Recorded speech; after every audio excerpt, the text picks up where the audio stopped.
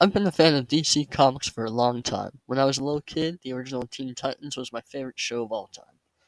I watched all of the anime Justice League TV shows and Young Justice when it was on TV. I read a bunch of their comics, even though I was too young to be reading most of them. I even watched a bunch of the straight-to-DVD movies. Obviously, DC is a very popular brand, but their actual comics aren't selling as well these days. To curb this problem, they started releasing graphic novels for young adults. Originally under the name DC Inc., DC Graphic Novels for Young Adults has been releasing a ton of these books every year.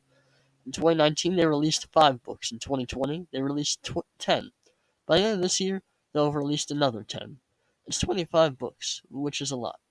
It's all part of this plan to reel kids into franchises that will make them a lot of money once they make movies and TV shows about them. And boy, am I suckered into them. I like comics. Every time I see a new one of these at my library, I get it. I can't speak to all their quality right now, but they're at least interesting in some way. And today I'm going to be talking about them. Teen Titans Raven, written by Kami Garcia and Gabriel Piccolo. This was my first foray into these books. I think I'd seen Gabriel Piccolo's art before, but if you haven't, you should check him out. His art is fantastic. But he does like a modern interpretation of the Teen Titans characters. And in his first book, he was able to draw them in the full comic, only the character Raven. In terms of what actually happens in the book, obviously the art is fantastic. I think it's alright. There's a few weird, and this happens in later books with these pair of writer and artist, where the dialogue's a little weird.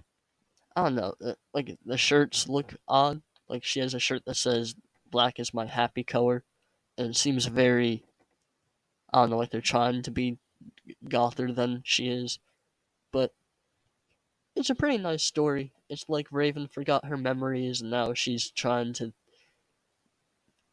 make boyfriends, stuff like that. I like her sister type character, like her half sister. She's like a nice addition to it.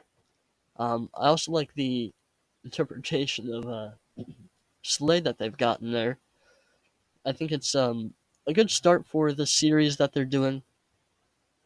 And I mean, I'm a sucker for any Teen Titans stuff, and so I just kind of inherently like this. I'm very biased. There's a lot more I can say, but yeah, this is a good one. Batman Nightwalker by Stuart Moore and Mary Lou, drawn by Chris Wildgoose.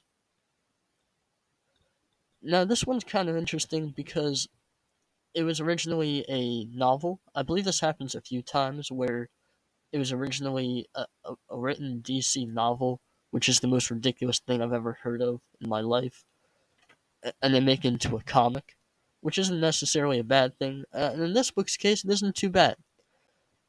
I think I read Batman Year One a while ago now, and I really liked that book, even though there's some bits there that are fantastic. But um, a lot of books that try to do origins change it in a way to where it feels like different than what it actually is.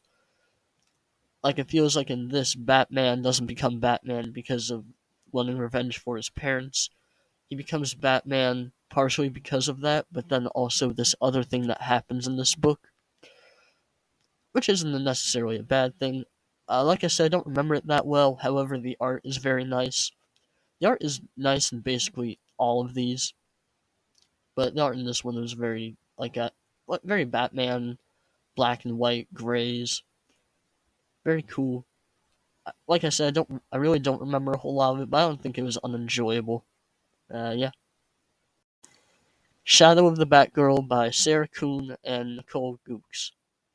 Gaux. Yeah. Okay, I really like this book. I The art is really cute. A lot of stuff in this book is cute. I think the thing I like the most about it is I was very familiar with the character, which is Cassandra. What's her last name? She was like the third Batgirl, and the Batgirls in general are just kind of a weird. Oh, they're there. You got the first Batgirl, and then the second one that people care about sometimes, and then the third one who's cool but isn't in there a whole lot. And she's cool. Sometimes she goes by Orphan, but obviously this is about being Batgirl. And it's largely like she learns to have humanity, and that's nice. She gets into relationships and feels connections to people, and she's like growing as a person. But then she also wants to use the weird skill she has for murdering people for good. And that's like a nice step there. Um, Kind of pet peeve because not a pet peeve, but like the only thing that annoyed me about this one was towards the end. There's like this grandmotherly character who knows martial arts, and then for some reason at the end she like becomes a Batgirl superhero as well. And it seems like the whole time the original Batgirl in this, Barbara Gordon, isn't even that much of a Batgirl, which is weird to say. But I don't know, it just felt a little. The world around where they lived felt different. Other than that, it's great. Very, very cute book. Teen Titans Beast Boy by Kami Garcia and Gabriel Piccolo. Alright, this one is a lot like the previous one because they're both under the same kind of umbrella of what's happening. I remember I read Kami Garcia wrote another. She wrote like young adult books before, and one of them was turned into a comic. And I read that comic, and they both feel very much like that comic book. Um, in this one, it's like Beast Boy becoming Beast Boy, which is interesting. Um, it feels like his main thing where he's turning into Beast Boy is a side plot. I don't know. Um, his friends are very uninteresting to me.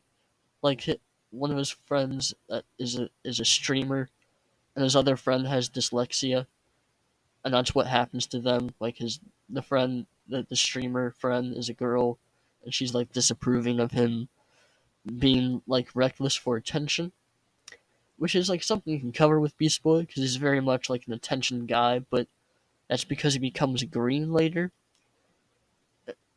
And I don't know. I do like the origin. Okay, where his parents die because it makes him a more tragic figure. And now the Doom Patrol aren't involved at all, which I know this is about Teen Titans, but I like involving that group in with them. I don't know. It feels like there's some possibilities that could have gone through here that aren't gone through. Um, in the end, I just want like a little bit more. However, I still really like it. The art, obviously, beautiful. But I don't know. I just want a little bit more, and I think because I'm so attached to these characters that's what I'm focusing on. Swamp Thing: Twin Branches by Maggie Stiefvater and Morgan Bean. I really don't know a whole lot about Swamp Thing or what he is. I believe, if I'm not mistaken, it's like some guy who liked the outdoors became the outdoors, and he lives like in like a swamp and uses swamp powers, which is also the Green, which I recently learned is a thing in DC. It's the same like the original Green Lantern. That was his powers, and his daughter's powers. Maybe Spectre. I don't know. Um, well, I think going into this not knowing that was much more interesting. And it's like these twin brothers. They go move in with their family who live in like marshland, Florida. And one of them is like a really nervous guy. He likes the outdoors and studying swamps. He's a very smart guy, and his brother's like really outgoing. And it's just like this weird, caring book where the brothers care about each other, but they also don't understand each other. And it ends up in like a tragic way where the twin brother who cared about the outdoors becomes the outdoors. I think his brother dies.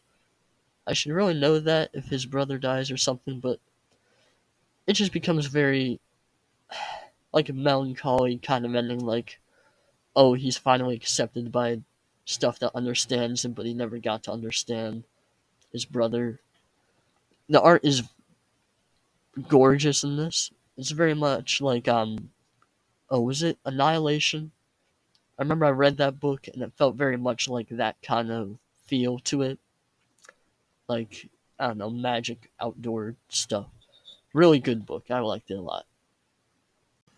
Victor and Nora, A Gotham Love Story by Lauren McRakel and Isaac Goodhart. I really don't like this story a whole lot. Um, okay, so it's based on like Mr. Freeze's origin story, which is kind of well known, where his wife got a terrible disease, presumably cancer of some kind, and he froze her in order to preserve her and steals stuff and technology to free her. And I like to think a lot of the Batman villains are kind of based around some kind of mental illness, like, Catwoman, kleptomania, um, Two-Face, split personality disorder. And I think with Mr. Freeze, I kind of associate him with depression or grief because of that origin story, and this kind of shows what that was. And then it doesn't do it very well. So they know each other for like a summer, and that's all that's going to build up to that. And now in this version, like his brother died in an accident that he partially caused. Nora is kind of a more central character, but it's like they already made him like an icy type of guy because he's depressed about his brother dying. And then Nora comes in and she doesn't add a ton to that being like a thing that he cares about, and then he loses that too. But they don't know each other that long. I feel like with the original, it was sort of the original kind of idea of the story was they knew each other for a long time. It was his wife, not a woman he knew for 3 months. I also don't really like the art in this one. It just looks weird. For some reason, they're high schoolers too, which makes it worse. And like she's, dying throughout the whole thing, but Nora is like a slightly obnoxious character. And it's just like he says, "My Nora," and the whole time he's trying to like research freezing things to preserve them, and she doesn't want it done to her. And it's just, if they just changed some details around, it could have been a much better story, like them knowing each other over a longer period of time. I, I don't know. It comes off as like Victor is just a creepy, obsessive guy. I don't know. They really dropped the ball on this one. I was excited for what it would be like, and I was disappointed. House of L, Book 1, The Shadow Threat, by Claudia Gray and Eric Zawodowski. I think this book, when I first started reading it, I think I remember I picked out the exact panel where it happened, but this made me think that the destruction of Krypton would be a great Shakespearean type play. Because I think they have like a class system, and they open with people walking in a market, which is a very William Shakespeare type setting, and they're like establishing their dynamics and whatnot. I know there's a bunch of different tellings of like Destruction of Krypton. There's that TV show. I'm sure there's a bunch of comics, but um, I don't know. This one was just very interesting to me because it showed them in a more interesting way of like a society that's we all know is bound to die. And I don't know. It presents the Kryptonians as being like masters of genetics to where they have set class systems for people and where they're supposed to be. Like people that are in wars and do manual labor have like no empathy, but they still kind of function. And they have people that are meant to like do the thinking, stuff like that. They have a very, I don't know, society doomed to fail. And like Superman's parents are there, but they're sort of like mentors to these younger people that I feel like are going to play some role in who Superman is in the future, because one of them looks like Superman a little bit. Um, but the art, I really love the art in this one. I I don't know what it is. It has this like blocky, nice looking style. I don't know. I really like it. I like a lot of the ideas. It keeps making me think that a Shakespearean or even any type of play for this kind of story would be fantastic, and I would love to watch it. And that's why I just keep thinking. I'm looking forward to the next part. I think it's good so far. Nubia Real One by L. McKinney and Robin Smith. What I remember best about this book was when I first got it. I flipped through it a little bit because it looked interesting, but I didn't know if I think I was in a situation where I was like, okay, I have a lot of books. Am I going to read all of them? Am I going to read this one? And I flipped through it, and it looked like Nubia was just being tortured throughout the whole thing. Because there's a bit where she's in a. This is a very political book. There's a bit where she's in like a protest, and then it goes wrong, and the police are firing, and a friend of hers gets shot. I got the impression that like a character transitioned at some point, and that affected her in some way. There's a bit where there's a school shooter, and I only saw those parts, and I was like, oh my gosh, this is gonna be awful. And I read it, and it was really good. Um, Nubia, the fact that she's like a Wonder Woman type person isn't a major part of it, which is weird because like a lot of it is she feels isolated because she has to keep moving from place to place to hide her abilities. But like Wonder Woman shows up at the end and to give like inspiration to her, and it doesn't mean a ton. It's kind of like a thing I've seen for Superman more, but it's the sort of thing of like because he happened to be look like a white man, even though he's an alien, he's looked upon more favorably. The same thing with Nubia. She's a superhero. She has those bracelets. She has those powers. I don't know. In the beginning, there's like a robbery, and she throws a thing at the guy doing the robbery, and then she gets the police called on her. I liked this one too.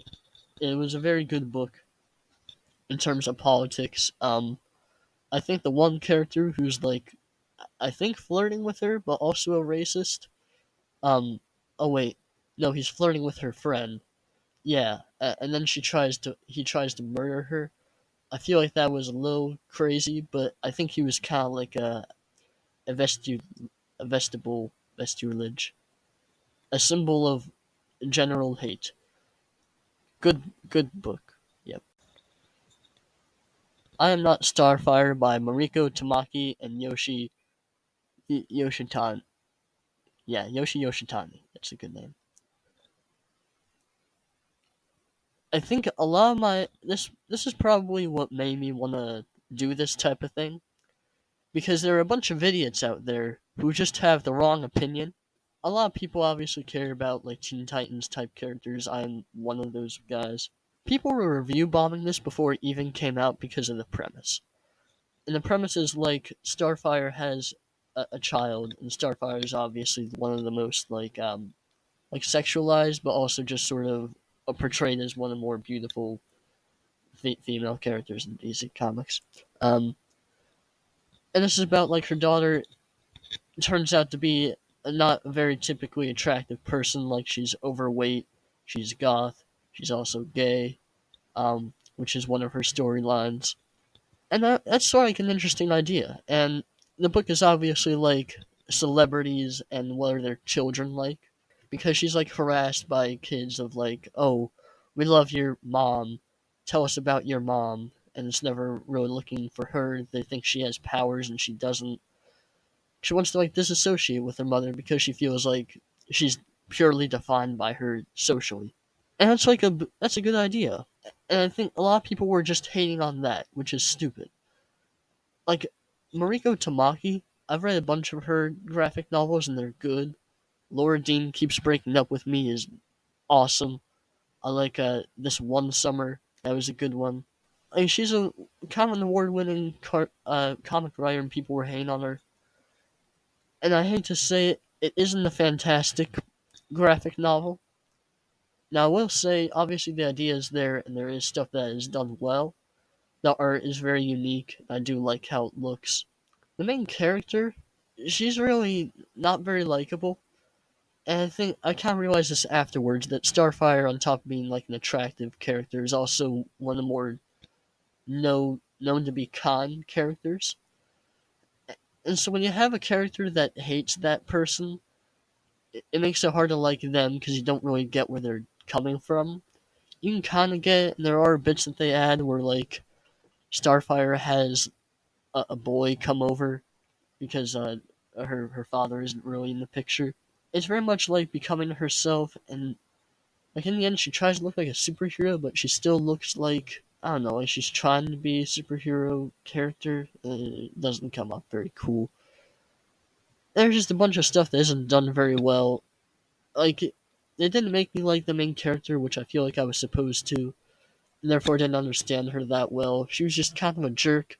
I didn't understand why her love interest liked her or why she liked her. There was just a bunch of frustrating parts of it that ultimately, I mean, it wasn't a bad book, but in the end, I just didn't love it. It is alright. Teen Titans: Beast Boy Loves Raven by Kami Garcia and Gabriel Piccolo. This is the third installment in the series. I believe they're making more. There's one for Robin in the future that seems to involve two Robins and possibly Starfire. That would be cool. But this one is about like Beast Boy and Raven meeting up, and I do like it. Like I keep saying, the art is beautiful. I love the art. But there's a few bits that I don't love. I just feel like a lot of the romance goes by way too quickly. Like I get the first bits and I'm like, okay, they're making sense, and then I start liking each other. It becomes weird. Like it feels like missing the point of why people like these characters together in the first place. Because you want them together because like Beast Boy is a slightly obnoxious kind of guy, or at least he annoys Raven because she's very reclusive. But then they kind of have a weird understanding that's like it's grown over time of like these people knowing each other for a great deal of time. But in this one, it's done quickly, and they aren't being open with like their superpowers or anything like that, and so it feels kind of rushed. And I kind of get that. Like these were released over the course of 3 years, with that kind of release schedule, and I ended up feeling like, okay, it's going to take forever for these characters to get to with each other, and obviously the creators really wanted it to happen, and that's fine. Um, Robin's in this one, but it's the wrong Robin. It's like Damian Wayne Robin, but it's supposed to be Dick Grayson Robin. Um, I'm not really sure why they did that. I feel like in the follow-up one, which has both of them, it'll explain that, but I just don't really know why he's there. There's also Raven's friend, who I said I liked. Then they pair her up with the other Robin, which is weird. And it felt also very quick, so I don't know why that was part of it. At the end, they have a whole bit where they're like turning into. They release Trigon, Beast Boy becomes Beasts a lot. But then he doesn't turn green. Just make him green. I know that's like a very small, weird thing to want, but he should be green by the end. You put the perfect situation where he should be green and he isn't green. This is a ridiculous thing to be annoyed about, but I am. That's about it. I guess went over the limit on some of those, which I guess was vague anyways, but I had a lot to say. Although I guess I didn't have that much since I didn't dive into each of them that deeply. Anyways, I hope you enjoyed. I'll try to review some more next time, like the younger adult graphic novels. I really thought I read a lot more than what I did. I think it was because of those. But yeah, I'll try to have more next time. Even though this video is a lot longer than I would like. So thank you.